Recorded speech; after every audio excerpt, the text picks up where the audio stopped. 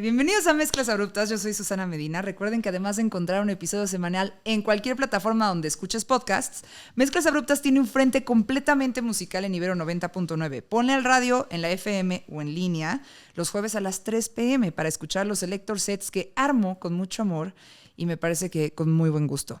En esta ocasión me acompaña Jorge Alderete, conocido como Dr. Alderete. Antes de empezar con la entrevista, quiero leerles una semblanza de todo lo que ha hecho. ¿Tienes tiempo? Sí. Ajá.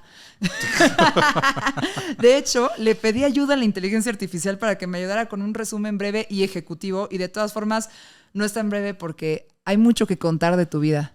Has vivido un montón. No sé. Se hace lo que se puede. Se hace lo que se puede. Ahí va. A ver, nada más tengo que hacer la letra un poco más grande porque no traigo lentes. No me he dado cuenta. Jorge Alderete, originario de la Patagonia Argentina, se estableció en México forjando una destacada carrera en ilustración, diseño y música. Su obra ha sido publicada en antologías como Illustration Now y Latin American Graphic Design y expuesta en galerías y museos internacionales, incluyendo el Museo de Arte Moderno y el Museo Nacional de las Culturas en México. Ha colaborado como animador para MTV, Nickelodeon y Canal Fox. Es cofundador del sello Isotonic Records, especializado en rock instrumental, y ha diseñado más de 150 portadas de discos para artistas como Los Acapulco, ¡yay!, Los Fabulosos Cadillacs, ¡yay!, Andrés Calamaro y Los Straight Jackets. Desde 2010 forma parte de Sonido Gallo Negro como tereminista. Tereminero. Y donde también ilustra y anima en vivo mientras suena la cumbia psicodélica. Publicó el libro Yo Soy un Don Nadie en 2008 y cofundó Galería Vértigo. Sus libros, Sonorama y Sonorama 2, recopilan su trabajo musical. Es coautor de la novela gráfica Black is Belsa. Aquí está. Bueno, los que están en video pueden verlo. También es autor de la otra novela gráfica, Olot. Ambas son ediciones internacionales. Desde 2015 es miembro de la prestigiosa Alliance Graphique Internacional. Renunciaste. Bueno, actualiza el sitio, güey. Y ha girado con Los Fabulosos Cadillacs dibujando en vivo. Me lo encuentro con frecuencia en los conciertos de Sonido Gallo Negro porque tengo un problemita y soy muy necia con ese proyecto musical. Pero hasta ahora tengo chance de sentarme con él y hacerle todas las preguntas que le tengo guardadas desde hace años. Este episodio se tratará sobre su concepto de trabajo, arte y cómo pueden formarse mentes creativas. Cómo se forman las mentes creativas. Por supuesto, vamos a hablar mucho de música también. ¿Cómo ves? Muy bien. ¿Jalas? Jalo. Ok, voy a poner un intro ya. Va.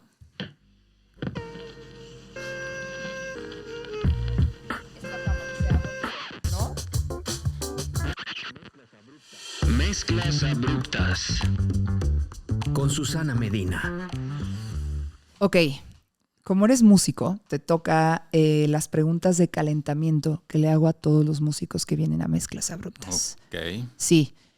Son preguntas que parecerían icebreakers, así como para que empecemos a soltarnos y todo. Y también parecen preguntas que son muy juguetonas y que son insignificantes.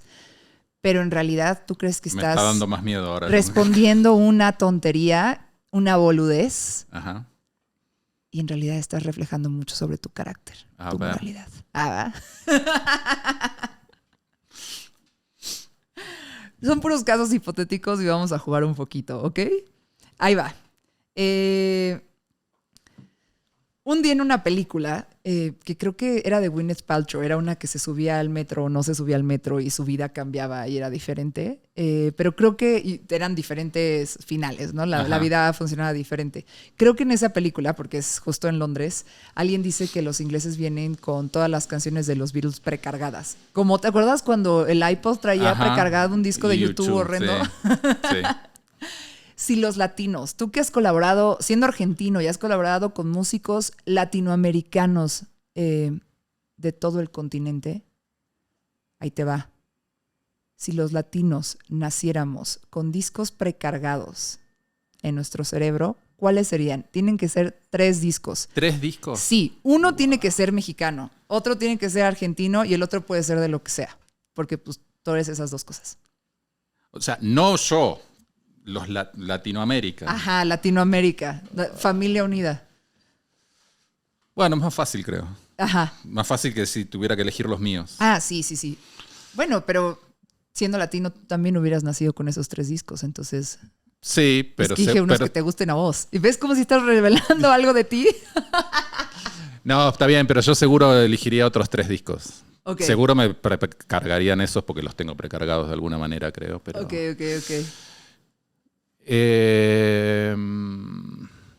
A ver, ¿cuáles tienes precargados y cuáles les precargarías? Click Modernos de Charly García. Ok, Re de Café Tacuba. ok, muy bien. O sea, digo, Simón, es como ya está. para el general. Ajá. Y está quedando un montón de gente afuera igual. Un montón Pero- de gente afuera, ni modo. ¿Se van a enojar contigo? No, un montón de gente que no seguro no precargaría, no tendría precargado eso, digo. Y un Se tercero. aguantan. Un tercer disco. Ah, ¿ves? El tercero ya está más difícil. Alguien colombiano. Alguien uruguayo para que no... O sea, escucho bandas de Colombia, escucho bandas de Uruguay, pero no podría decir que lo tendría cargado todo Latinoamérica. Digo, es como de, no sé, un disco de Los Estómagos de Uruguay. Me encanta y lo escucho desde el 89 que salió ese disco hasta el día de hoy, cada tanto lo escucho.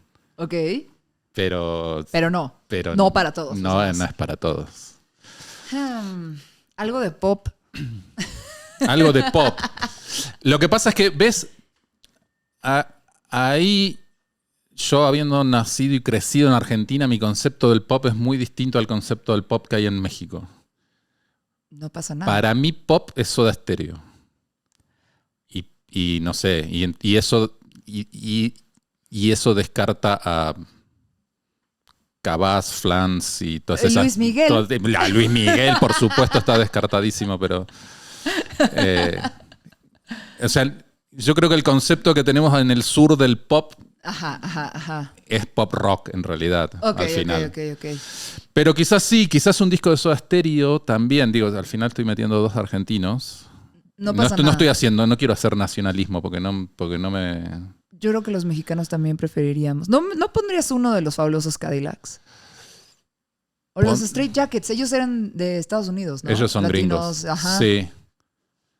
Sí, pero o sea, los Straight me encanta, es una banda que me encanta, pero no es la banda sonora de Latinoamérica, ¿sabes? Ajá. Es como, en cambio, Click Modernos, algún disco de los Cadillacs, por supuesto, algún disco de Soda Stereo, por supuesto. Ok.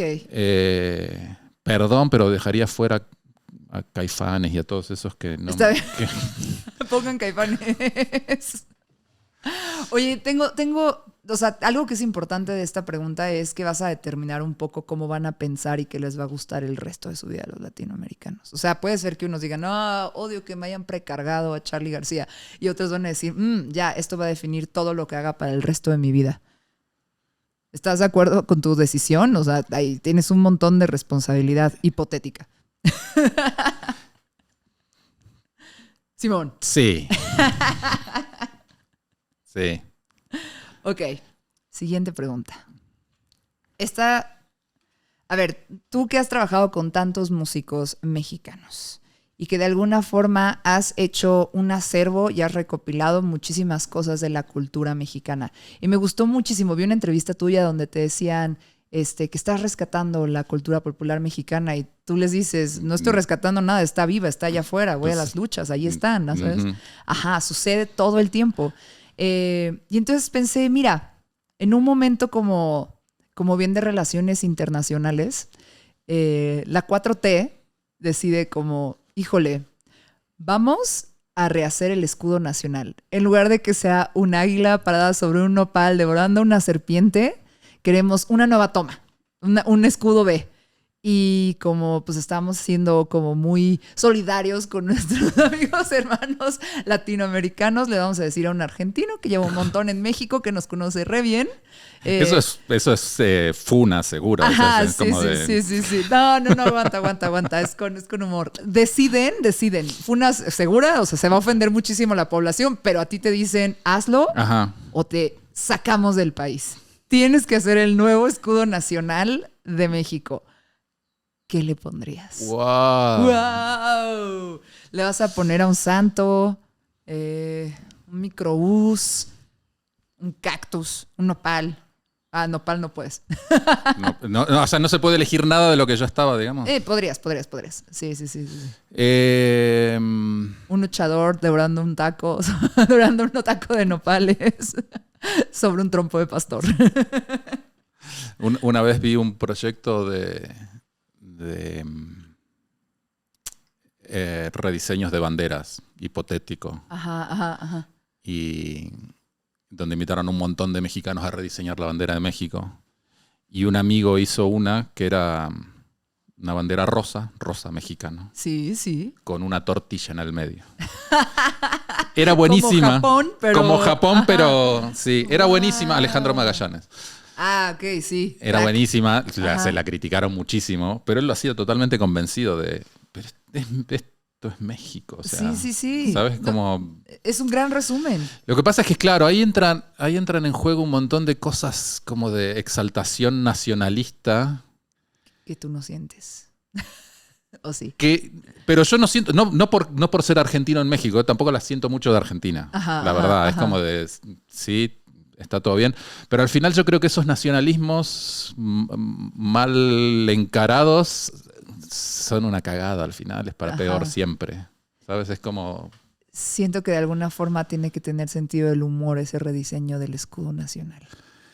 Pero seguramente, en donde lo hagas con humor, porque hay mucho humor en la cultura y en la sociedad y en México, en el momento en que metas humor en una... Hay demasiada solemnidad alrededor de eso. Yo me acuerdo que cuando recién llegué a México...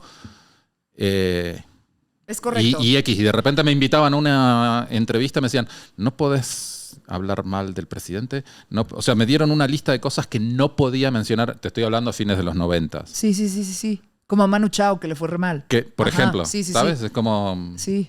Dices, no sé, ¿por qué no se puede hablar mal del presidente? O sea, digo, todo bien. Yo no tendría nada que decir en su momento, pero... Acá puedes hablar irónicamente del presidente. Del tuyo también. Bueno, no, del mío no se puede ni hablar.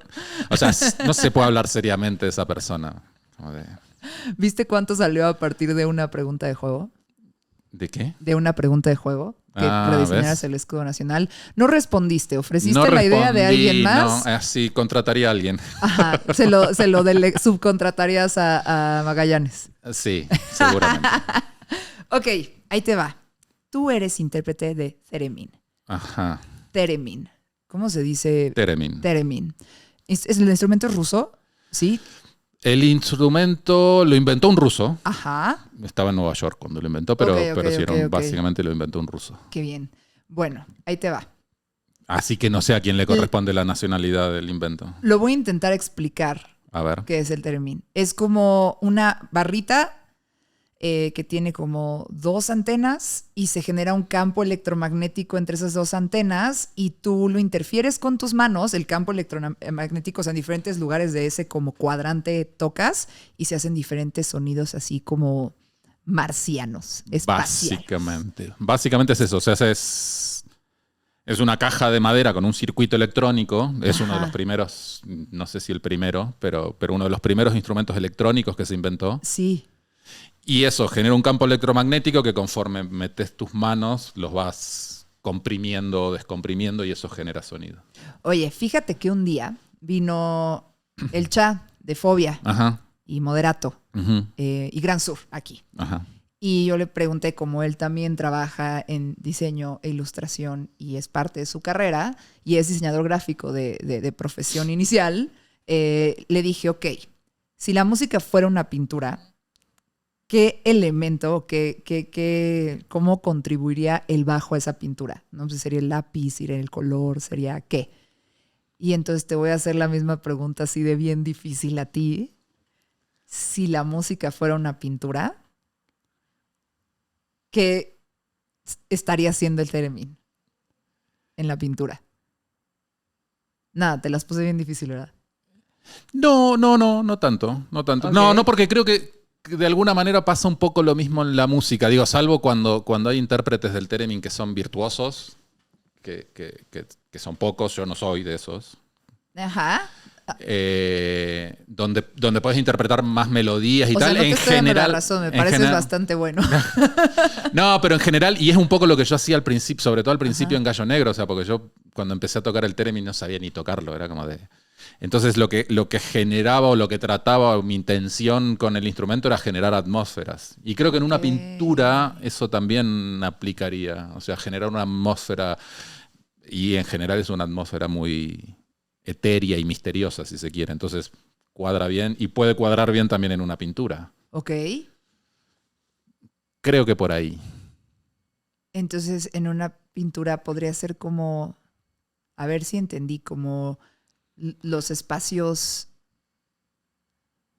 donde no está sucediendo tanto, o a lo mejor serían las texturas que se le ve en una pintura como... o una Sí, ilustración, puede haber sí. distintas interpretaciones. Claro, imagínate, no sé, una pintura, no sé de quién decirte, pero donde hay un paisaje Ajá, y donde hay un arbolito allá en el fondo del paisaje sí, y donde hay un tipo encapuchado dándole la mano a otro personaje con traje. ajá. Bueno, todo el fondo, que no sabes qué está pasando, estos dos están allá a lo lejos, es una escena que puede ser más o menos rara. Ujú. Todo el alrededor de eso, de esa atmósfera que hay ahí alrededor, que Es- puede ser más clara, más oscura, más de Sí. noche, más, ¿sabes? Como de, es la que va a cargar de Ah. misterio y todo a esa escena pequeñita que está sucediendo ahí, De acuerdísimo. por ejemplo. De acuerdísimo. Sí, te entiendo. Es más, es abstracto, es algo que es ese que Puede no sé ser algo qué abstracto, es, exacto. ¿sabes? Es ese no sé qué Ajá. que tiene la pintura que siento algo.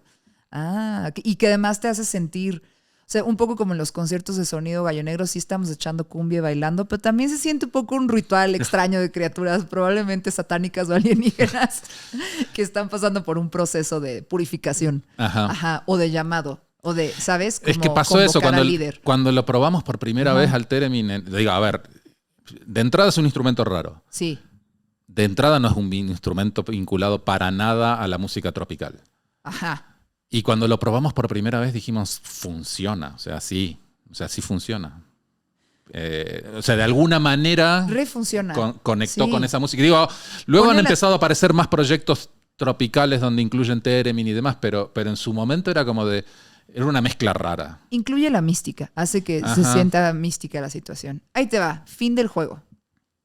Llegan los aliens, de esos a los que ustedes les hacen música. Y pues por alguna razón te abducen a ti para estudiar a la raza humana Uf. y te preguntan, bueno, ¿tú qué haces? No, pues yo soy ilustrador y artista visual, no sé qué. Ah, eso sí lo conocemos, ya levantamos a otro señor que hace lo mismo por allá. ¿Qué otra cosa haces? No, pues soy músico. Y te dicen, ok, explícanos qué es la música. Y le tienes que explicar a los alienígenas qué es la música. Chen, chen, chen. No, es que hay cosas que no. Hay cosas que no se pueden explicar, creo. O sea, hay cosas que hay que vivirlas. Es como, explícame una poesía. Pss, perdió todo el chiste. Sí, sí, sí. Con la música es lo mismo, creo. O sea, la música hay que escucharla. Y entonces ¿les Si son pondrías sordos, se algo? cagaron, se jodieron. No, no son sordos. Se la pierden. No son sordos. Pero si no, la música para mí hay que escucharla. O sea, Ok. y es algo que me planteaba todo el tiempo cuando hacía, no sé, hice muchísimas portadas de discos. Ujú. ¿Qué es lo primero que le pido a las bandas cuando trabajo para... Necesito escuchar la música. Ok. O sea, antes de hablar con la banda, qué quieren, qué idea tienen, qué bla, bla, bla, Sí. necesito escuchar la música. O sea, a mí la música me da mucha más información que incluso para un músico es difícil que te lo transmita en palabras. Sí. Porque su canal de comunicación es la música. Entonces yo necesito escuchar eso, no necesito que me lo expliquen, ¿sabes? Y- Como Te dicen, bueno, tenemos Wi-Fi, a ver, conéctate. Traías tu Charly García, Click Moderno. Charly Ya la tenía. Eso ya está, ya la tenías. Y nunca fui fan de, ni lo soy, ¿eh? No soy ¿No? fan de Charly García. No. Pero te parece vital. Pero de alguna manera en el momento en que hizo ese disco y cómo lo hizo y tal, sí, me parece que es importante. Digo, mirándolo ahora en retrospectiva y quizás en su momento ni lo escuché tanto. Ok. Bueno, final del juego. Ahora sí van las preguntas serias, periodísticas, de rigor. ¿Estás listo? A ver. Oye, te estaba contando que yo te entrevisté hace muchísimos años, probablemente más de una década. No sé, Galería Vértigo, cuando estaba abierta, pero... Y estuvo abierta del 2000...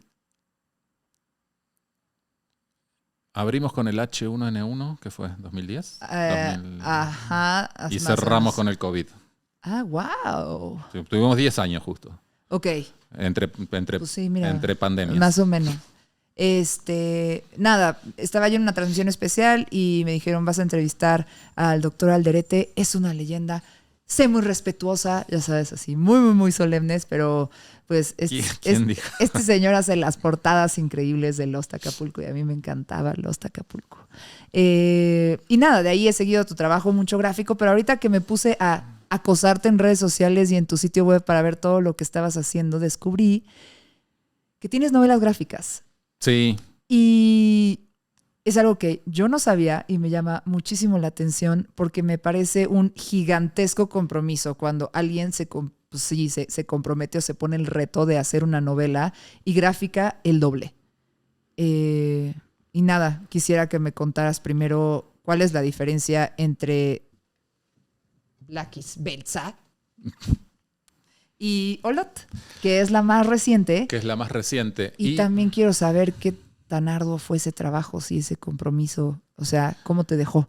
A ver, la primera gran diferencia es Blackis Belza, el guión está escrito por Fermín Muguruza y Arcaiz Cano. Sí. Y yo lo único que hice fue adaptar, bueno, lo único que hice entre comillas, pero adaptarlo a novela gráfica. Era un guión que estaba escrito no pensado en una novela gráfica, era más bien una historia. Entonces yo lo fui adaptando a la novela gráfica. ¿Esa historia de qué va? Esa historia es una especie de road movie, espías, música, mucha música, transcurre a finales de los 60, en un momento de revoluciones y... Entonces el protagonista es un fotógrafo que va atravesando distintos países, medio envuelto en una historia de espionaje, y entonces se contacta con los Black Panthers y con la rebelión argelina y bueno, transcurren todo. Y en un momento, o sea, la historia es de ficción, pero todos los escenarios y los momentos que va atravesando y con los que va teniendo, terminan, en algún momento pasa por Cuba, la Revolución Cubana, o sea, son todas cosas que estaban pasando en ese momento en el mundo. Ok. Entonces, cuando leí el guión, me habían acercado muchos guiones en su momento para hacer novela gráfica y yo los empezaba a leer y me aburría la segunda página. Dije, si me aburro leyéndolo, o sea, imagínate dibujando esto, o sea, ni lo empiezo. Sí. Y cuando me mandó el guión Fermín, me dio mucho miedo porque dije, ay, a ver cómo escribe, y no sé qué, ¿sabes? Como de él es músico. Sí. Y cuando lo empecé a leer era como de, lo escribieron para mí. O sea, es como... O sea, había muchas coincidencias en gustos, en lo ideológico. Un montón de cosas y dije, no, sí, este es para mí. Entonces ahí fue que lo encaré. Y Olot, en cambio, es un guión totalmente mío. El guión y las imágenes, por supuesto, es todo mío. Entonces la gran diferencia primero radica ahí para mí. Olot es la primera vez que escribo la novela yo. Ajá. Y esta es la primera novela que hice, Blackis Belza. Olot no lo podemos conseguir en México, menos de que sea en línea con la editorial. Porque solo se editó en España. Outsider Comics. Exacto. Outsider Comics. Olot, ¿de qué va? Y Olot es el nombre de Olot, se pronuncia en catalán. Es un nombre de una localidad en Cataluña. Uh-huh. Yo llegué ahí... En algún momento de mi vida me obsesioné con la cultura de la Isla de Pascua. Fui a la Isla de Pascua un montón de veces, bla, bla, bla. Y sabía que en Olot había un Moai de la Isla de Pascua. Ajá. No sabía por qué carajo hacía un Moai ahí en el medio de Cataluña, ni nada. Hay moais alrededor del mundo, por lo general están todos en los grandes museos que se los robaron de la isla. Sí. ¿Sabes? Como hay uno en el British Museum, hay uno en el Louvre. Hay donde no iban. Ajá. Hay donde no los habían ponido. Y después hay un montón de moais, que son las mal llamadas cabezas de la isla de Pascua. Hay un montón que son fake alrededor del mundo también, o sea, construidas por ahí. Y este era un caso especial, el que existe ahí en Olot, porque es más o menos real, más o menos real, más o menos fake, digamos. O sea, es como lo hizo y lo talló un escultor de la isla de Pascua, de Rapa Nui, pero lo hizo con la piedra volcánica de la zona. Olot es una ciudad que está rodeada, está alrededor de varios volcanes, es una zona volcánica, que yo ni sabía que había una zona volcánica en España. Y esta ciudad está metida ahí entre volcanes. Y es ciudad hermana de Hangaroa, que es la capital de la isla de Pascua. Y es el único poblado que hay en la isla de Pascua. Ok. Entonces son ciudades hermanas y por eso está el moai ahí. Entonces es real en la medida en que lo hizo un escultor de Rapa Nui con las técnicas ancestrales y demás, pero lo hizo con piedra volcánica del lugar, no se lo robaron en la isla, digamos. Ajá. Y así llegué yo a Olot. Dije, voy a ir a ver el volcán. Estábamos de gira con Gallo Negro, me quedaban un par de días libres, convencí a unos amigos de Barcelona, y digo, quiero ir a Olot. Necesito ir a ver esta particularidad. Necesito ir a ver esto. Está a 1 hora de Barcelona, es un pueblo que yo ni sabía que existía hasta que me enteré del Moai. Es una ciudad, ni siquiera es un pueblo, es una ciudad. Y cuando llegué a Olot me encontré con un lugar que era como de delirio. O sea, asesinos seriales, secuestros. O sea, un lugar catalán, clase media, media alta. O sea, una ciudad donde no debería pasar nada. Y pasaba un montón. Pasaba un montón. O sea, el celador de un geriátrico que iba matando viejos. Un cazador albañil que un día se subió a su camioneta, fue al bar donde estaba su jefe y le pegó un tiro a su jefe, a su hijo, se subió a la camioneta, fue al banco y le pegó un tiro al banquero y al... Está embrujada la ciudad. No sé si está embrujada, pero pasan cosas que no deberían pasar, de las cuales nadie está orgulloso, por supuesto. Ajá. Y me encontré con ese lugar. Y con un moai. Y volcanes. Era como una especie de Twin Peaks. Ajá. En España. Sí, Era como de... También campo magnético distorsionado. Yo llegué y vi eso y dije, ay no. Y bueno, y nada, me quedó eso ahí grabado. Y cuando empecé a escribir, cuando dije, bueno, ahora quiero hacer cuando terminé Black is Belsa, que para sorpresa mía no quedé... Dije, no voy a querer hacer una novela gráfica más en la vida después que haga la primera. Ajá. Y no, me gustó al final el proceso y tal.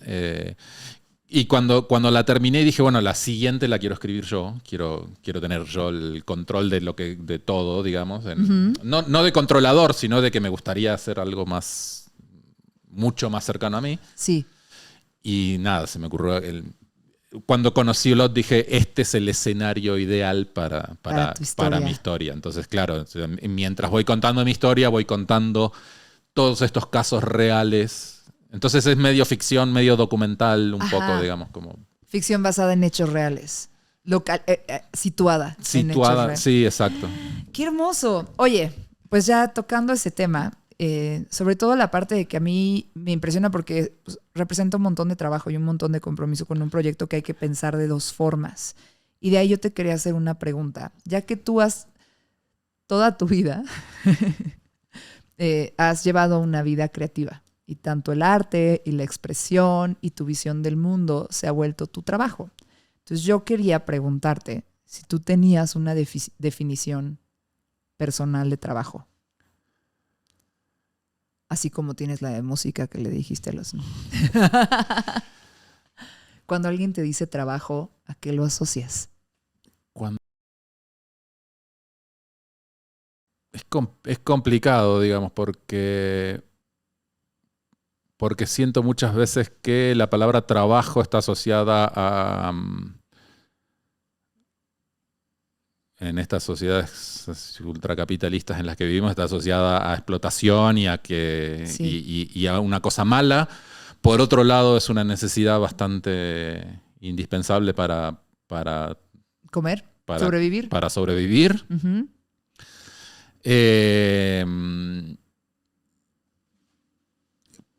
por otro lado, también he escuchado 1000 veces la idea de que si haces lo que te gusta no es un trabajo. Ajá. Y tengo como sentimientos encontrados con eso porque, o sea, sí hago lo que me gusta, pero sí es un trabajo, o sea, sí requiere de muchísimo tiempo invertido ahí.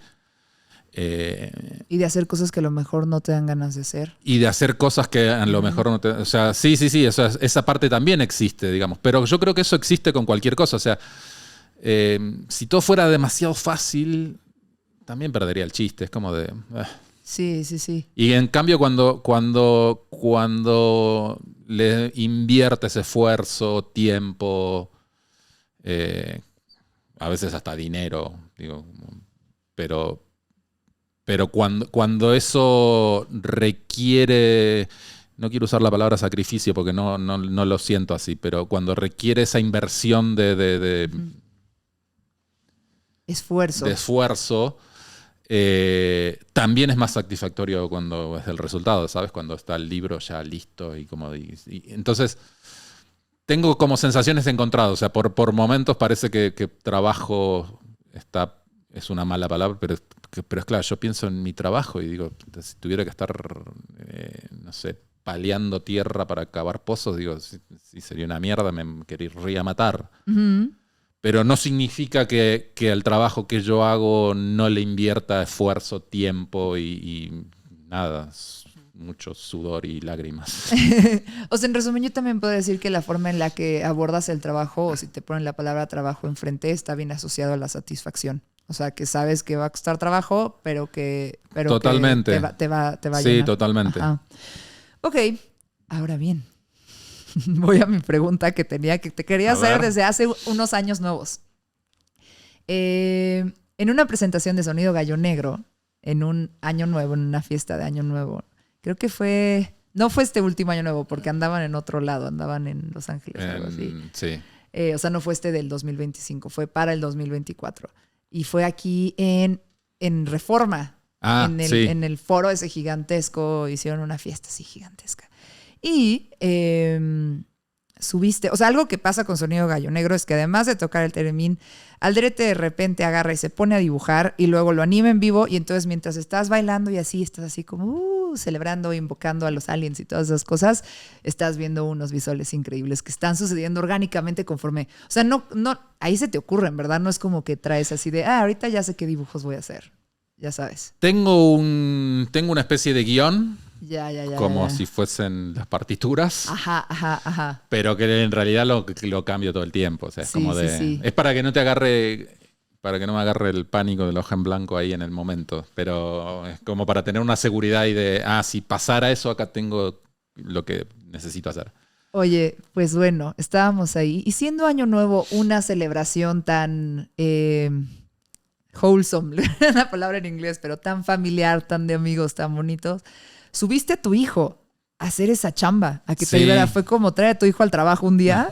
Sí. Y tu hijo se puso a dibujar y también a animar y a hacer lo mismo. Y fue profundamente conmovedor. Pero desató muchas preguntas en mi cabeza. Tengo un amigo argentino que dice que yo tengo el culo lleno de preguntas. Y eso fue justo lo que me pasó. Así como empecé a pensar 1000 cosas.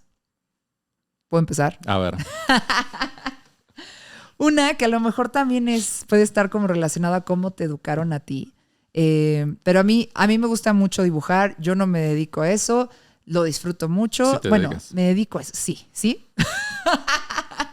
Bueno, aparte de muchas cosas me dedico a eso, pero digamos que mi familia era muy deportista. Y cuando yo estaba chavita, pues sí, veían que me gustaba dibujar. Mis papás me regalaban colores y diferentes cosas para dibujar así, pero nunca me metieron a clases de pintura o dibujo. Como que ellos en su cabeza todo era deportes y entonces probé absolutamente todos los deportes. Okay. y como que yo siempre me quedé como con esta frustración, chance de que no tuve muchos estudios y desarrollos y alimentación de mi, ¿sabes? Como vida creativa. Como que siempre fue muy física. Mi educación, ¿sabes? Igual y te hicieron un favor, ¿eh? Igual, ¿sí? Sí, a veces yo cuando era chico hice clases de dibujo que no duraban más de 2 días. Sí, te ponían a dibujar botellas de vidrio y manzanas con carboncillo y era como de... esta aburrición. O sea, para mí esto es algo que me divierte. Yo fui como a 4 clases de dibujo y me hicieron hacer un caballo a lápiz y al final quedó muy bien. Ajá. Y aprendí como un poquito de básicos, pero nunca volví a tomar clases de nada. También hago mucho el chiste de que yo la verdad no sé si quiero ser mamá. Yo creo que no, por mi edad chance no. Pero siempre que veo niñitos vestidos de beisbolistas en la Liga Olmeca, digo, ¡quiero 9! ¡Quiero todo el equipo! Y luego muchas veces digo, si por accidente me embarazo, o sea, van a estar obligados a jugar béisbol. Me vale. Okay. Ajá, sí. Pero bueno, claramente no voy a ser madre porque no quiero ser fascista. Mire, si no quieren jugar no importa, pero se me ponen esta ropa. Sí, andan así con sus jerseys chidas y sus gorritas de los Yankees. Muy bien, estoy de acuerdo. De los Diablos. Nada, como que creo que te pongo todo este contexto como para preguntarte si las mentes creativas o artísticas se pueden educar, se pueden formar. Y en tu experiencia y en la experiencia de ser padre. Chan, chan, chan. No sé si necesariamente las mentes creativas son las que se pueden educar, porque me parece que justo ahí radica el error. Digo, yo a mi hijo, por supuesto que le pongo al alcance todas mis herramientas y demás. Digo, físicamente, no estoy hablando metafóricamente, sino además de metafóricamente, digo. Pero entonces él, sí, desde siempre, colores, lápices, plumas, pinceles, tinta, eso siempre estuvo ahí. Pero yo siempre lo que pensé es, porque creo que es lo que a mí me sirvió de alguna manera, es tratar de inculcarle la curiosidad. Ok. Y eso aplica para cualquier cosa de alguna manera, ¿no? Entonces yo creo que a mí me ayudó más eso que el hecho de haber tomado clases de dibujo. Porque las clases de dibujo en general lo que hacían era acotarte una cosa que es tan amplia y que puede ser tan divertida y que puede ser tan disfrutable, que cuando te la tratan de acotar y encasillar y tal, empieza a perder el chiste. Ya. Entonces a mi hijo, más que... O sea, de repente él necesita, ¿no? De repente él me dice, enséñame a dibujar un ojo. Le digo, ¿qué sé yo cómo es un ojo? Agarrá y mirame el ojo, mirémoslo, veamos. Entonces yo no le digo cómo se dibuja un ojo. No sé, se hace así el círculo, no sé, ¿sabes? Porque ni yo lo sé tampoco. O sea, la verdad es como de cómo se dibuja una cabeza. 3/4 de aquí, no sé qué, no sé cuál. No tengo ni idea. Yo lo que hago es mirar. Ok.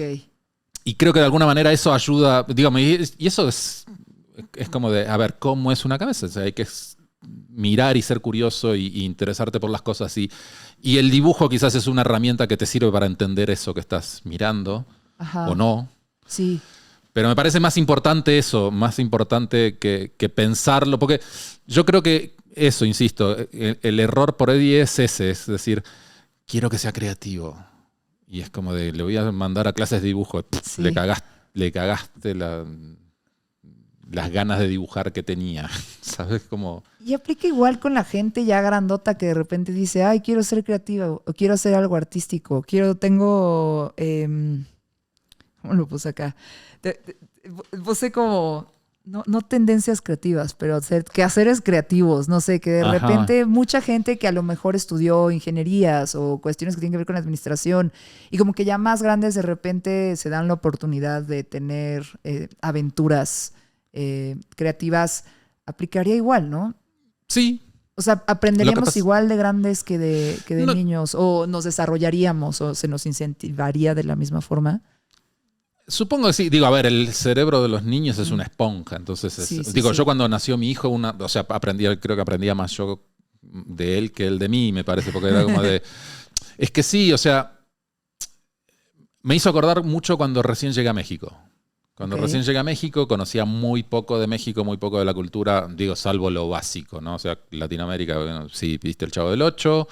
Yo había visto algunas películas del Santo, porque me interesaba ese rollo. Sí. ¿Qué más te toca? Cantinflas y El Efecto Tequila me había tocado. Entonces, llegué acá con realmente poco conocimiento de qué sucedía, qué pasaba y tal. Entonces, a todo me podía acercar libre de prejuicios, con una mirada de extranjero de alguna manera, De alienígena un poco. pero sobre todo sin los prejuicios que te vas cargando creciendo en determinado lugar. O sea, Sí. te vas... O sea, yo me acuerdo la primera vez que quise ir a las luchas y hablaba con un amigo y con otro que conocía gente que fui conociendo acá en México. Nadie sabía ni siquiera dónde estaban las arenas. Ajá. Y era como de, no, eso es...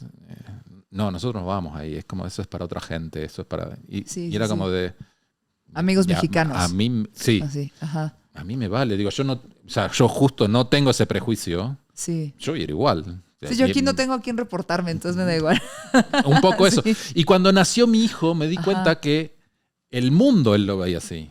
O sea, ¿entendés? Es como de, no, ¿qué son las nubes? ¿Por qué son las nubes? ¿Por qué se mueven las nubes? Porque es como de, claro, hay muchas cosas que ya siendo adultos damos por sentado Sí. y que realmente no tenemos ni idea de por qué suceden las cosas, cuándo suceden las cosas, cómo suceden las cosas. Pero las damos por sentado. Es como de, sí, siempre hubo nubes ahí, pasan arriba nuestro, a veces llueve, a veces no llueve. Sí. Punto. O sea, ya las das por sentado. Y yo creo que como adultos lo que va sucediendo es que vamos perdiendo Curiosidad. esa curiosidad. Entonces, Por más- cualquier cosa. Las das por sentado. Es como de, esto se está grabando, sí, ya está. Ajá. ¿Cómo sucede esto? Mañana te dejan, mañana te dan la... Te voy a entrevistar. Sí, sí, sí. Mañana traen la máquina del tiempo. Sí. Te mandan a el medioevo. Ajá. Explícales la electricidad. ¿Cómo funciona la electricidad? Me muero porque no hay anestesia, yo no quiero vivir donde no hay anestesia. Vas con todos tus dientes sanos. Sí, voy con todos mis dientes sanos y voy a ser súper cuidadosa en lavármelos así, quitarme con huesos de algo todo lo que se quede de mis dientes porque no quiero tener caries en el medievo. Les explicaría la electricidad. Creo que les diría- No, explicarles no. Prende una lamparita. No. Vos ya llegaste con el conocimiento. Ya todos sabemos qué es la electricidad, ya la usamos diario. Perdón por no saber hacer un foco. Yo tampoco lo pero, ¿entendés? Sí, es como sí, de, sí. lo damos por sentado. O sea, Claro. apretás un botón en tu pared, se prende la luz de tu casa. Sí, sí, sí. Y ¿No no te te parece- preguntas mucho. Sí, no te preguntan mucho nada. cómo Y se- en esta ciudad a veces yo me pregunto, es como de cómo carajo yo aprieto este botón y hay luz. Ujú. Salís a la calle y mirás los cables y decís, hay uno de estos cables que Todo está esto- llegando a mi casa Ajá. y yo aprieto el botón y hay luz. Este enredo de cables. Algo de esto llega a mi casa y tengo Funciona. luz e internet. Pero Ajá. pero es un poco eso, o sea, damos por sentadas un montón de cosas Sí. y cuando te las empezás a cuestionar decís, Entonces la curiosidad es la mejor forma de la curiosidad forjar, también mata al gato, pero mentes creativas. Tampoco Yo creo tanta que- curiosidad. yo creo que sí, que va más por ahí que otra cosa. Oye, y en estas nuevas como muchas, ay, a ver, no sé cómo decirlo, pero creo que este es el cierre de todo el rollo de cómo incentivar mentes creativas. Como que en algún momento a la gente le cuesta mucho trabajo reconocer qué es arte, qué no es arte, qué es un artista, quién se puede poner la etiqueta de artista, quién no se puede poner la etiqueta de artista, pero también hay como estas tendencias de, pues que la gente a partir de, no sé, hacer una novelita de cómo fue un periodo de su vida o lo que sea, como que subliman lo que les está sucediendo y de alguna forma también sanan. O sea, como que últimamente, como los ejercicios creativos han estado muy pegados a la salud mental y también mucho a partir de, y creo que es algo generacional, como de esta generación millennial que medio está frustrada porque quería tener trabajos creativos increíbles y ya Y sabes, los está haciendo una fama y inteligencia así. artificial. Y ahora los está haciendo una inteligencia artificial en lugar de lavar nuestra ropa y lavar los trastes y pagar nuestros impuestos. Como que arrojan eso como tú eres creativo o tú eres artista muy fácil. No estoy diciendo que esté bien o que esté mal, pero también tengo amigos que dicen mucho como, a ver, si puede ser que no hayas corrido en maratón, pero si entrenas correr, eres corredor. Puede ser que no juegues en las ligas mayores o en la Liga Mexicana de Béisbol con los Diablos, pero si juegas béisbol una vez por semana, eres beisbolista con tus compas. No sé, ¿sabes? Entonces, yo quiero saber tú, como un artista, reconocido, que vive de eso, que ha hecho tanto, que eres parte de tantas asociaciones, tan expuesto, has hecho también investigación, o sea, ¿sabes? Como con todo lo que has hecho, ¿tú regalarías esos etiquetas así fácil? ¿O dirías, no, solo a pocos? En realidad me cagan esas etiquetas. Ok. Porque siento que, o sea, son etiquetas que yo no necesito. Ajá. Creo que son etiquetas que la gente necesita para saber qué hace. Entonces, ¿qué hace? Es ilustrador, punto. Te pusieron en esa caja. Ajá, y no te salgas de esa caja porque desconcertas a la gente. Para poder organizarte en su cabeza. Ajá. Entonces, como de, si te salís de esa caja, como que desconcertás. Y yo la verdad no necesito esa caja. Yo sí, a veces soy ilustrador. A veces soy músico. Me costó incluso decir que soy músico porque yo empecé... O sea, si bien la música siempre estuvo muy cercana a mí, yo nunca toqué ningún instrumento hasta que empecé a tocar el theremin en Gallo Negro y ni siquiera considero que lo toque. Bueno, primero porque no se toca literalmente, pero aparte era como de... Se interfiere. Como de... Ni lo sé tocar, ni lo sé interferir, ni nada. O sea, era como de, bueno, hago ruido con esto. Va. Sí. Entonces soy músico también. De repente hago fotografías y publico un libro de fotografías. Soy fotógrafo. Soy fotógrafo.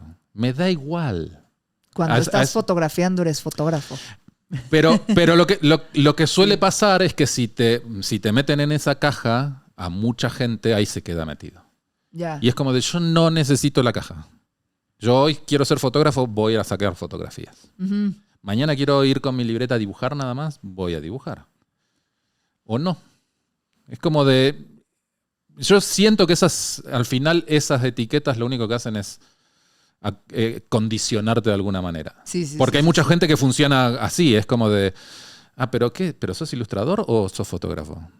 Si quiero hacer las dos cosas, soy las dos cosas. Porque al final... Para mí, todo está contaminado con todo. O sea, yo soy músico, pero estoy dibujando en el escenario también. ¿Qué soy más, músico o dibujante en ese momento? No, soy las dos cosas. Multitasker. Y mis dibujos están condicionados por la música que están haciendo los chicos, en ese momento, en vivo. Ajá. Entonces, eres un vehículo también. En realidad, es que sí. O sea, en realidad me encanta cuando eso sucede, cuando la fotografía que tomo está totalmente contaminada por mi trabajo de ilustrador. Estoy haciendo ilustraciones, en vez de con lápiz, papel o pincel y tinta, las estoy haciendo con una cámara de fotos. Pero mi forma de pensarlo un poco es eso. O sea, yo sigo haciendo ilustraciones. Cómo encuadro. Todas mis fotografías, sobre todo las cuando empecé, eran todas verticales. ¿Por qué? Porque estoy más acostumbrado a hacer carteles o portadas de libros que el formato apaisado de la fotografía. Claro. Entonces, para mí era más fácil voltear la cámara y encuadrar así. Entonces, yo componía una ilustración sin tener que dibujarla. Ok. Entonces, para mí es más, se hace más interesante cuando todo se empieza a contaminar. Y lo contaminas con la literatura, y lo contaminas con el cine, y lo contaminas con la música, y no sabes qué va a pasar. Ahora, ahí te va. Como que siento que estás un poquito en contra de todo lo que parezca como pensamiento organizado, como estructura, como ponerle una caja para que entonces podamos administrarlo. Me cuesta, pero en algún momento... Más bien lo cuestiono en todo caso, sí. Pero en algún momento en tu proceso te tienes que editar, tienes que organizarte, tienes que estructurar, tienes que tomar decisiones violentas respecto a tu pensamiento desorganizado y libre y curioso y creativo, que me imagino que es la chispa de todo. Y ahí, ¿cómo le haces? ¿Alguien te ayuda a editar? Hay un en lugar de doctor Alderete, como un licenciado contador Alderete que en tu cabeza que ayuda. Sí, a ver, yo estudié la escuela, la secundaria, que en Argentina son 6 años, digamos, no hay la división entre secundaria y prepa, es todo junto. Yo tengo un título de técnico químico, o sea, yo atravesé También eres químico. También soy químico. Entonces sí también tengo un pensamiento muy racional y estructurado, y eso es lo que creo que me ayuda para que muchos proyectos no se queden ahí en mi cajón, digamos. Es como de, todo esto que empecé, en algún momento, en general me pasa que tengo la necesidad de verlo publicado, ¿no? Entonces como de... Sí. Y bueno, y estoy por cumplir 54 años, entonces verlo publicado en internet no me emociona nada. Ya. O sea, está bien, funciona y como medio pero ver el libro físico. Pero necesito el libro físico. Es como un disco que solamente te piden la portada para que muera en Spotify o en iTunes. Es como de... Ay, hagan... ¿Saben? Sí. Hagan copias físicas de esto. Pero entonces esa parte racional me ayuda a que los proyectos estos que pueden nacer más caóticos, si se quiere, terminen en algo. La ambición de verlo publicado y físico y existente en algún lugar. Ajá. Y me parece importante porque al final siento que todo lo demás termina siendo demasiado efímero. En cambio, cuando hay algo, aunque sea, no sé, digo, yo de repente he publicado libros en ediciones independientes que son 100 copias. Sí, Más, ya está. Sí. Es eso. Sí, o sea, me pasó, por ejemplo, ahora último en la pandemia, que aparte de dibujar la novela gráfica esta de Olot, de repente empecé a dibujar. Y sí, un poco recién lo decías, a mí también me ha servido de terapia dibujar. Un montón de veces, me ha salvado montones de veces, creo. Sí. Y en la pandemia me pasó eso. Empecé a dibujar, no sabía que estaba dibujando, ni tenía un rumbo, ni tenía un plan detrás de eso. Y fue dibujar. Y cuando empecé a ver todo ese material junto, era como de, bueno, acá hay algo, acá hay alguna especie de hilo conductor a través de todo esto que no sé bien qué es. Y ahí fue cuando le hablé a Mariana Enríquez. Ok. Y ella escribió un libro a partir de todas las imágenes que yo le iba mandando. ¿Cómo se llama ese libro? El año de la rata. Ok. Ese sí está editado acá en México. Ah, mira. Y fue un proceso que nos divertimos mucho con Mariana. A Mariana, digamos, ahora es súper top en el mundo de la literatura y demás. Ajá. Pero con Mariana nos conocíamos Es lo de nuestra parte de noche. Exactamente. Qué cool. Con Mariana nos conocíamos de la época de la universidad. O sea, y ella estudiaba comunicación, yo estudiaba diseño, y en realidad nos conocíamos más de la noche y de los bares y de ir a ver bandas y así. Y luego hicieron algo de esas conexiones invaluables que te da la fiesta. Ajá. Totalmente. y eso, cuando tenía todas estas... Digo, después durante muchos años nos perdimos la pista y después nos volvimos a reencontrar en alguna feria del libro aquí o allá. Y cuando tenía todo este material dije, Mariana lo podría escribir. Le voy a mandar todas estas imágenes a ver qué le parece. Hay como algo sí, no. No.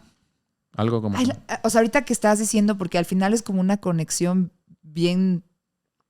O sea, no sé qué sea, pero como hay como un denominador, el común denominador entre las personas con las que colaboras para hacer arte que hayas identificado. O sea, ¿sabes? Como si escuchabas los discos de Lost Acapulco y los Straight Jackets y decías, sí, esto me prende, voy a hacer esta imagen, ¿no? Ya hablaste un poquito de eso.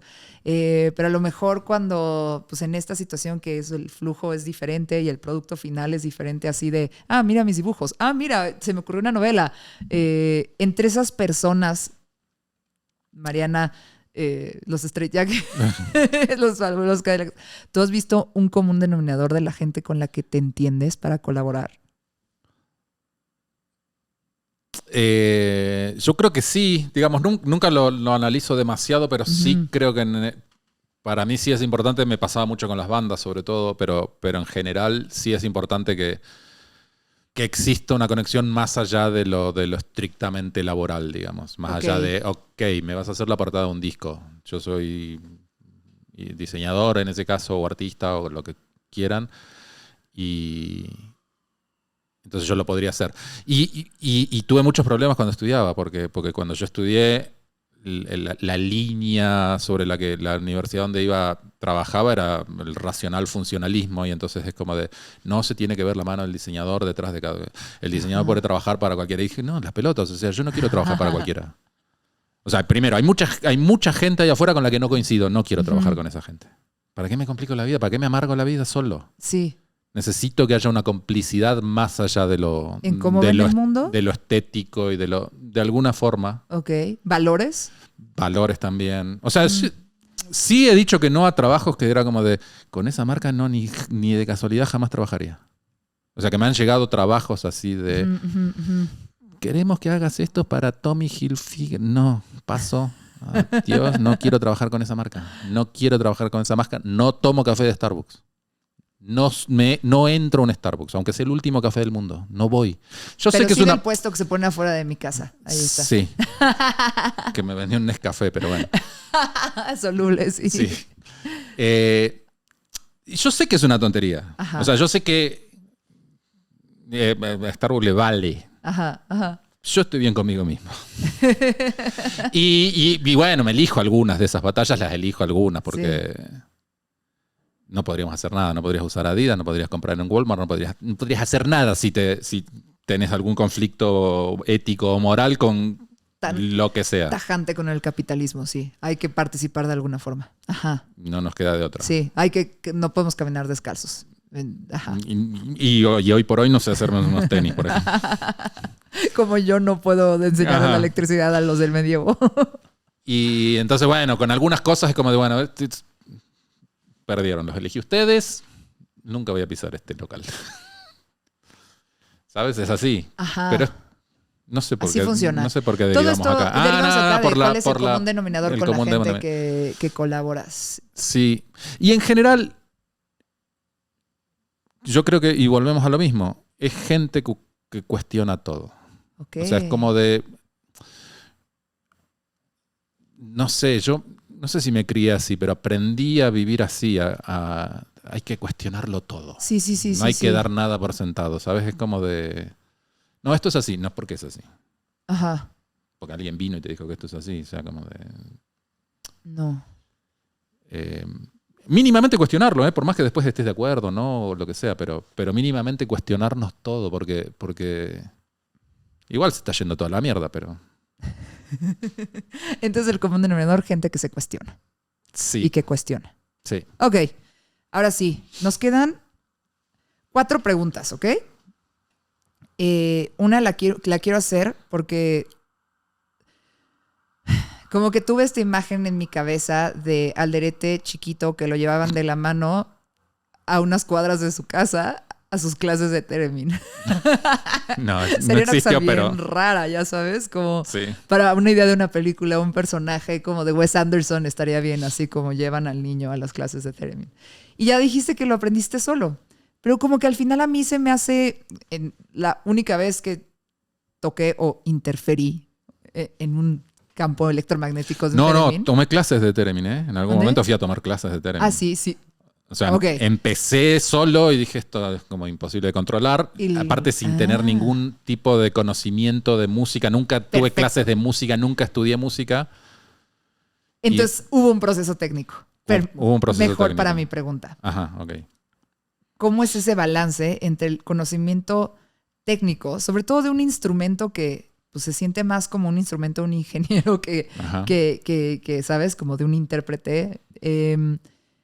Y cómo se balancea también con la intuición, porque siento que de repente si es como este campo donde dices, bueno, si acá va a sonar más aquí y si hago pulsaciones o no sé cómo sea, como va a sonar más acá. O sea, me parece como un instrumento que representa muy bien ese balance entre lo intuitivo y el conocimiento técnico. Y quiero saber si estoy en lo correcto o todo mal. Como yo lo aprendí, sí. Okay. Para mí era fundamental. Primero era pura intuición, era como de, ok, porque era pura atmósfera. Era muy atmosférico todo, lo único que podía hacer era la atmósfera. Ya cuando empecé a querer hacer melodías fue como de, a ver, ahí sí... Vamos a que me enseñe ahí sí necesité algún tipo de técnica. Pero yo creo que no deja de ser mágico, porque era como de, me explicaban la técnica, veía tutoriales en internet, bla, eso es fácil, de libre acceso, cualquiera lo puede encontrar. Pero había algo en mi cabeza que no hacía el clic. Y me acuerdo puntualmente el momento en que hizo el clic entre lo que sucedía y la técnica que yo estaba aprendiendo. Fue como de, no lo puedo creer.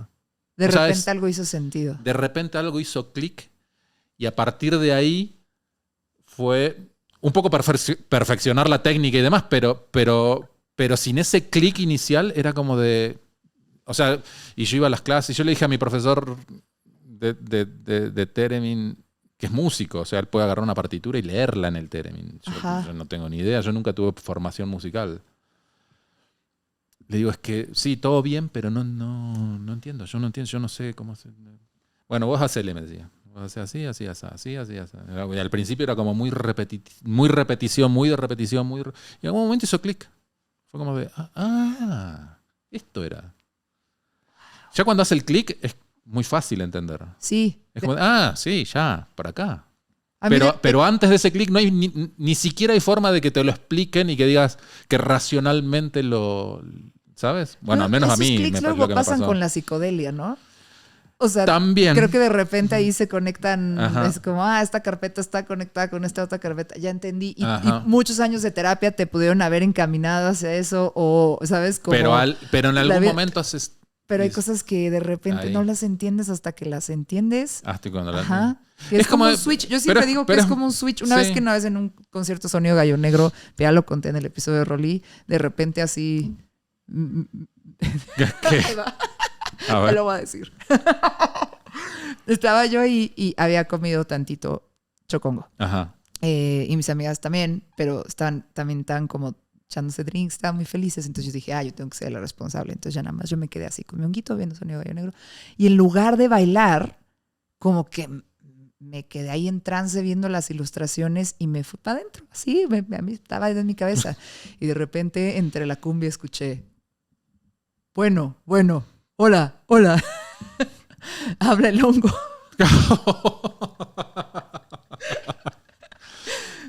Y yo estaba pasando por un proceso muy fuerte, en el que estaba muy triste. Y me dijo, a partir de este momento, ya estás bien.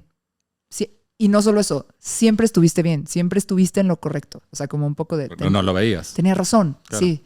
Pero ya estás bien. O sea, no te vas a sentir feliz, pero ya estás bien. Estás bien. Uh-huh. Y yo...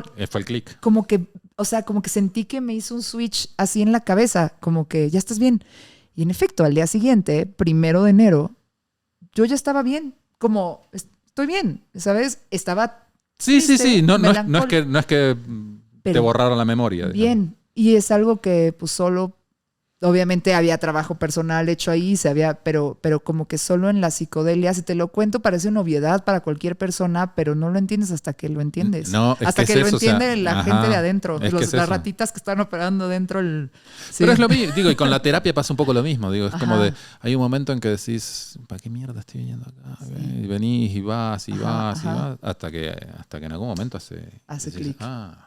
Entonces de repente te hizo clic el término. A todo esto la música de repente fue como de... Es que sí, como nunca tuve formación musical, para mí era demasiado abstracto todo. Era como de las notas. Ajá. No, y si no te gustaba dibujar a carboncillo y hacer sombras. Oye, van las últimas preguntas, ¿ok? Esta está rara, es de juego, te lo hubiera puesto al principio. A ver. Pero imagínate que pasan muchísimos siglos y pues la raza humana se extingue y lo que se queda en el planeta Tierra es unas ratas súper evolucionadas, hiper evolucionadas que se quedan a cargo de todo el planeta. Y de repente se encuentran el archivo, el acervo de todo tu trabajo. El doctor Alderete dice, mira, no sé qué, la civilización previa hizo esto. Y pues nada, pues creo que tú tienes como, pues al final es también como un archivo antropológico de la cultura latinoamericana, ¿no? Como esa observación que has hecho, ahí está, en foto, en texto, en ilustración, en música, en muchas cosas. Pero las ratas van a sacar conclusiones sobre nosotros los latinos. ¿Y qué conclusión te gustaría que sacaran? O sea, si se van a acordar de nosotros en un momento de la historia donde ya no existimos, ¿qué quisieras que supieran de la familia latinoamericana? Yo sé que no eres muy nacionalista, pero en estos momentos, chance, hermanarnos está bien. No soy nacionalista, pero sí creo que hay una unidad latinoamericana. Digo, la música nos hermana mucho, el idioma, por supuesto. Sí. O sea, sí existe culturalmente eso. Híjole, yo supongo que mi archivo los va a confundir mucho. ¿Sabes? Como Van a pensar que había alienígenas y luchadores. Eran tribus. ¿Qué parte de este archivo es real, es una crónica y qué parte no? Y me gusta mucho jugar con eso incluso. O sea, digo, es algo que me salía, que lo hacía medio naturalmente, pero después en algún momento empezando a ver para atrás mis cosas. Uh-huh. Digo, pasa en Black is Belsa, por ejemplo. Pasa en Hulot. Hay ficción y fantasía, pero también realidad. Sí, y me gusta mucho encontrar esas cosas en mi vida, ¿no? Es como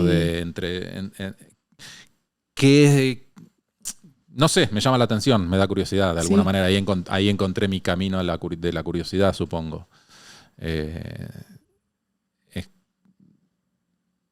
O sea, sí, yo creo que básicamente las va a confundir pobres ratas. Pero incluso... Pero una realidad más linda de la humanidad, compleja, así de que... Más interesante, no sé si más linda. Para mí, al menos. Pero es como... Sí, es como cuando, descubren alguna cosa arqueológica y entonces te cuentan, no, esta gente hacía esto y esto. Decís, ¿cómo sabes? Ok, sí, porque ahí está la prueba física. Ajá. Pero seguramente no solamente es eso. Seguramente nos estamos perdiendo ahí de una narrativa alrededor de eso. A mí lo que me llama la atención es ese hueco.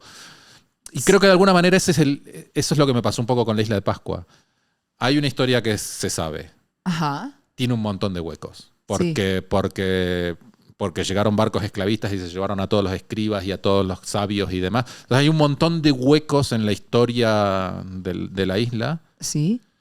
Y que, sobre todo en la cultura occidental, nos hemos encargado de rellenar esos huecos con la historia que se te ocurra. Extraterrestres, aliens, magnetismo, guau, lo que sea. Me encanta cuando eso sucede. Incluso sabiendo que a veces es improbable o es mentira o es algún demente que se inventó una historia o lo que sea. Ajá. Me encanta encontrar esas cosas. Es como me parece maravilloso. El relleno místico. Sí, porque claro, ante los huecos de información y lo completamos con un poco de fantasía. Por ahí es donde atraviesa mi... Resumen, es como cuando la persona que decidió de qué color eran los dinosaurios para las películas. Es como, o el que ilustraba, ¿no? A ver, tengo los huesos del dinosaurio, sé que tenía esta forma, pero no saben si tenía plumas o tenía, ¿sabes? De qué color eran sus escamas. Y fantaseó. También con lo que veía acá en la Tierra. Digo, pero pasa con lagartijas y dragones de Komodo. Yo sé, pero es una fantasía al final. Es un relleno de su imaginación. Y podría haber excepciones. Digo, estamos rodeados de excepciones a la regla. Ok. ¿Sabes? Es como de... Las jirafas. Sí, ya sabemos cómo son. Pero es un bicho raro. Es muy raro. Hay un montón de cosas que son excepciones a las reglas. Esa ruta que tomó la evolución estuvo así como... Ajá. Como está complicado. O sea, sí... Qué raro, ¿no? No sé. Ajá. Entonces, ajá. Como... Y cuando encontrás esas cosas, a mí ahí es donde es como de... O sea... Así terminé un día en una isla en Galápagos. O sea, una isla así chiquitita, del archipiélago, una de las más chiquititas. La historia de esa isla, la historia humana de esa isla es que la poblaron unos alemanes en los años 30. Ajá. Un loco, un odontólogo alemán, se separó de su mujer, se agarró una chica que era como su alumna, no sé qué, y se fueron los dos a vivir a una isla deshabitada. Se sacaron los dientes, por cierto. Se sacaron los dientes y compartían la dentadura para una dentadura de metal que llevaron.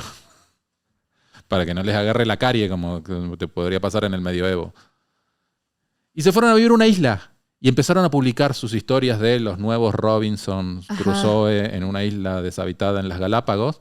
Y no va y se le instala otra familia al lado alemana que leyó las historias en el periódico, en la prensa alemana. Se les instala otra familia al lado y se arma. ¿Qué pasa? Boludo, no estás entendiendo el punto. ¿Qué pasó? Obviamente fue una historia de muertes. Y de repente llega una baronesa y quiere montar ahí un hotel para millonarios. Y obvio, eso terminó mal todo. Todo terminó mal. ¿Cómo se llama la isla? Floreana. Ok, voy a... Hay libros, hay películas, hay... O sea, otra vez, la anomalía dentro de... ¡Wow! Ok. Pues llegamos al final de me Mezclas. fui por las ramas. No, lo respondiste muy bien. Llegamos al final de Mezclas Abruptas. Primero que nada, agradecerte que estés acá y que hayas tolerado mis preguntas extrañas. Al final, casi siempre tenemos la recomendación abrupta, que es que tú recomiendes algo que esté fuera de contexto de esta plática. Puede ser un puesto de tacos, puede ser, no sé, un drink que aprendiste a preparar, o una serie o una película que te haya llamado la atención recientemente. Pero junto con eso también querría saber si estamos promocionando algo en específico ahorita, como Doctor Alderete. Ahorita, no estoy promocionando nada. ¿Estoy trabajando? Sí, estoy trabajando. Bueno, ¿Qué? para otro día. No, Sale en julio, entonces puedes decir empezamos cosas. a trabajar queremos hacer una película de Olot. Película con actores, o sea, no de animación, como de... ¡Qué cool! Y ya estamos trabajando con live action. Exacto. Ajá. Estamos trabajando. Entonces me emociona porque es otro universo del que desconozco. Y como me ha pasado con muchas cosas, o sea, para mí la forma que tengo de aprender a hacer esas cosas es haciéndolas.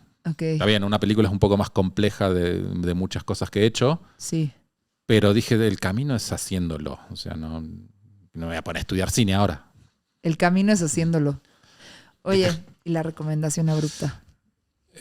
No puedo esperar a ver esa película y también que pongas en tu bio cineasta.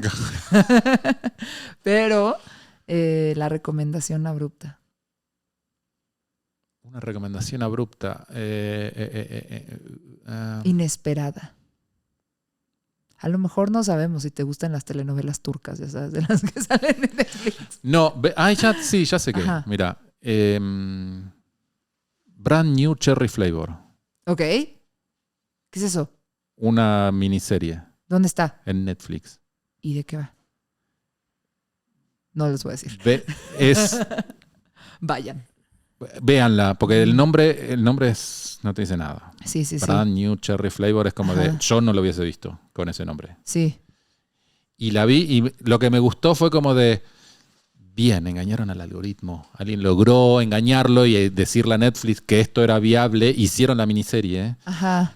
Y me parece una cosa más o menos descabellada para estar en una plataforma como es esa. Y ese apremiante. donde decís, ya nada, yo tengo ese problema, ya nada me sorprende. Es como de, no sé, hace muchísimo tiempo que no me pasa, ¿viste? Bueno, no sé, a mí me tocó en los 80s, por ejemplo. Sí. Encontrabas un disco y no tenías información de quién era. Y escuchabas el disco y decías, esto está increíble. ¿Quiénes son? ¿Dónde tocan? ¿Cuándo? ¿De dónde aparecieron? Y no tenías nada. Igual lo mencionaban en el radio de casualidad o en una revista de Ajá, música, pero en una no había revista cómo. especializada Sí. que llegó de Londres con Tenías que rellenar 6 con tu años de diferencia. imaginación quiénes eran los artistas. Me encantaba esa Ajá. sensación. Sí. Esa sorpresa que conforme todo esto se va globalizando y las comunicaciones y bla, bla, bla, la fuimos perdiendo a esa. Y entonces cuando encuentro esas cosas así que me agarran por sorpresa, que no las esperaba, fue como de, mirá, ¿cómo hicieron esto? ¿Cómo colaron esta serie en Netflix? Sí. Con cosas medio de mal gusto por momentos, o políticamente incorrectas, o no sé. Claro. Ahí hay tanta corrección política, a veces está bien, pero muchas veces lo hace a todo tan digerido y tan digerible y o sea, es como de, a ver, hay cosas que no se pueden contar con corrección política. Sí, de acuerdo. La guerra de Gaza, es una mierda lo que está haciendo Israel. Sí. Perdón, o sea, que me lo vengan a contar, hay cosas que son así, en la vida digo. O sea, en la vida, sí. Entonces cuando todo lo cargamos de corrección política, me parece que en algún momento exageramos. Estamos siendo deshonestos también respecto a lo que está pasando, ¿no? Uh-huh. Bueno. Al menos. Al menos. Ok. Brand New Cherry Flavor. Sí. Ok, va. ¿Y viste Blue Eyed Samurai? No. ¿No? También es una gran sorpresa de Netflix. Ok. Es animada y pues como la buscaré. Anime sosa. Ajá. La verdad no sé si es específica, porque yo no sé mucho de tampoco. eso, pero está padrísima. O sea, está mejor escrita que todo lo que tiene de live action Netflix. O sea, sí, es una belleza de guión. Pero aparte, pues sí, el arte es hermosísimo y es muy emocionante. Es de Sí, cuando te asaltan esas cosas por sorpresas es como de... es de un samurái Ok. que tiene los ojos azules. Ajá. No contaste nada, digo. Pero es una gran... o sea, habla de cuando en algún momento en Japón... O sea, el escenario es que en Japón sacaron a todos los que no eran japoneses o eran Sí, mestizos. sí, que sucedió. O sea, Ajá. que es un... Ajá. Y este samurái es justo mestizo. Por sus ojos. Ajá. Pero pues es todo un problema porque pues ese samurái no es samurái. No es un... No samurái, podría es ser samurái. una. Sí. Pero según yo se nota desde el principio. Pero sí, Habrá véanlo. que verla. Muchas gracias por venir a Mezclas Abruptas. No, gracias a ti. Ya está. Mezclas Abruptas con Susana Medina. Sigue o suscríbete a este podcast para recibir un nuevo episodio cada semana. Deja una reseña, de preferencia 5 estrellas. Excelente servicio. Y si quieres seguir la conversación, busca @mezclasabruptas o @SuzyRain, SUZY, Rain de lluvia en inglés. En Twitter o Instagram. Mezclas Abruptas con Susana Medina.